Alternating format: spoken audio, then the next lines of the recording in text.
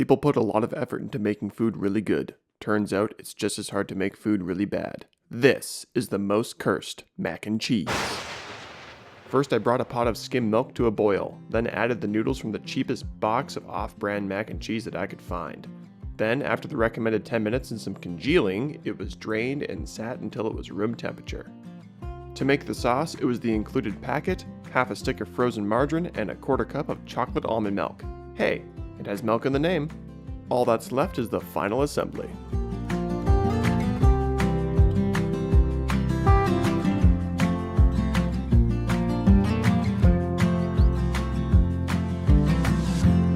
Behold! Alright, just get a good whiff here. It doesn't smell as bad as you think it would, or should. Nice little bit of margarine there on the side. Let's just dive right in. Well, it's not immediately disgusting. Taste the chocolatiness. The noodles are less overcooked than they should be, and that's probably because I put it on for the max amount of time in the box, but I did it in milk. It probably cooks differently than water, probably at a lower temperature. The texture is actually pretty good. It's actually kind of good. The bitterness of the chocolate of the milk is at the front of the mouth, kind of on the tip of the tongue. This isn't actually that bad. Chocolate and cheese isn't a bad combination. I wouldn't make it again, but I'm probably going to eat most of this. If you wanted to try it, Hard pass. this one actually traumatized my wife. It was like my one favorite dish from childhood that I still eat as an adult. I mean, like the snotty milk solids on some of the pieces like this one, it's a little off-putting. It's not stopping me though. My wife is actually gagging in the background. Just no. No.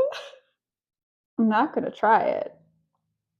The powdered cheese they put in there carries it a long way. Like, you guys saw, I put in the amount of margarine, I don't know why they recommend margarine, that they said to, and I clearly didn't distribute it at all, and it's still not bad. Like I said, the bitterness of the milk plays into the sourness of the cheese in ways that aren't great, but I'm not spitting it out. I thought this was going to be the first one that I would take one bite, go nope, and spit it out. That's not happening. Oh my God, she has a fork. Are you going to come join me? This has never happened before. She's got a lot of margarine on that one, so it should be a nice creamy bite. I'd like to point out that you actually made your own mac and cheese on the side after this because you anticipated it being just god-awful. You didn't spit it out. There's no gagging. It's almost like a LaCroix. Like there's no flavor in it up front, but you can tell there's something happening in the background. The bitterness attacks Like the tongue. you're not like you can kind of taste chocolate, but I also know there's chocolate in there. If you didn't tell me there was chocolate in there, I would think there was chocolate in there. Well, I mean, the color doesn't help. Maybe the only one I ever try. So there we go.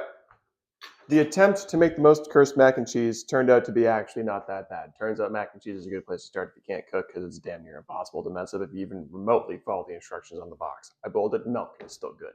And it was skim milk. It's terrible. It's not even real milk. It's water masquerading as milk, and that's just awful. And it didn't curdle as much as I thought it would either. It just kind of turned into like stringy gobs of gooey. Mac and cheese is hard to curse. I'll have to try stronger magic in the future.